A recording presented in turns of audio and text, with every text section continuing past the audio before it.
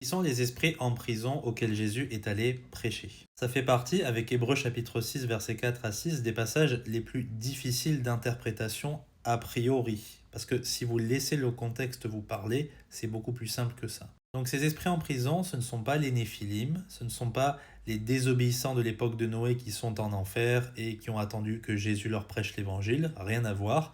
Ce ne sont même pas les saints de l'ancienne alliance qui sont dans le sein d'Abraham, et c'est encore moins une simple métaphore. Les esprits en prison, ce sont tout simplement les Juifs, les brebis égarées d'Israël, auxquels Jésus a annoncé le royaume de Dieu. Vous voyez, c'était pas compliqué. Maintenant, je vais vous le prouver, rassurez-vous. Allons en Luc chapitre 4, versets 18 et 19. L'Esprit du Seigneur est sur moi, parce qu'il m'a oint pour prêcher l'évangile aux pauvres, écoutez, il m'a envoyé pour guérir ceux qui ont le cœur brisé, pour proclamer la délivrance aux captifs et le recouvrement de la vue aux aveugles, etc. Jésus dit que aujourd'hui cette prophétie, elle est accomplie en vos oreilles.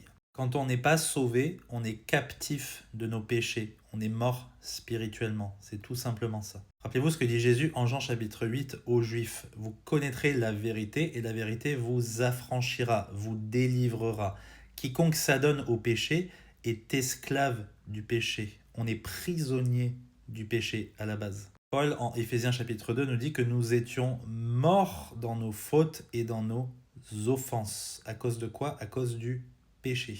Enfin, en Galates chapitre 4, écoutez très attentivement. Ces choses sont allégoriques, car celles-ci sont deux alliances, l'une au mont Sinaï, qui enfante des esclaves du péché, et c'est Agar. Mais la Jérusalem d'en haut, elle est libre. Libre de quoi? Libre de la captivité du péché quand nous avons cru en Jésus-Christ. Si vous continuez à lire 1 Pierre au chapitre 4, verset 6, écoutez ce que Pierre dit.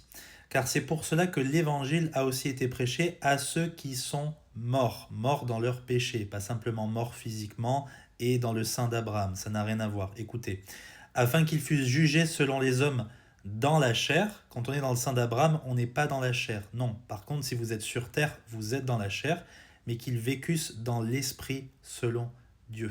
L'apôtre Pierre, dans sa première épître, il écrit à des saints qui sont dispersés dans toutes sortes de pays afin de les encourager à vivre selon l'esprit et à souffrir pour Christ. Puisque au verset 17 du chapitre 3, avant le passage difficile, il dit « Car il vaut mieux souffrir si telle est la volonté de Dieu en faisant le bien qu'en faisant le mal, en ayant une bonne conscience, en suivant notre Seigneur Jésus-Christ. » Parce que lui aussi, il est mort selon la chair. Lui aussi a souffert, donc nous devons suivre son exemple où que nous nous trouvions. Et ces esprits en prison, captifs du péché à l'époque de Jésus, ce sont les mêmes qui étaient aussi captifs du péché à l'époque de Noé. Puisque quelle que soit l'époque, tous ont péché et ne peuvent atteindre la gloire de Dieu. Que ce soit à l'époque de Noé ou à l'époque de Jésus quand il prêchait l'évangile, ou même encore aujourd'hui. Noé, il a trouvé sa délivrance dans l'arche, tout comme nous devons trouver notre délivrance en Jésus-Christ. Si on entre dans cette arche qu'est le Seigneur Jésus-Christ, nous échappons à la colère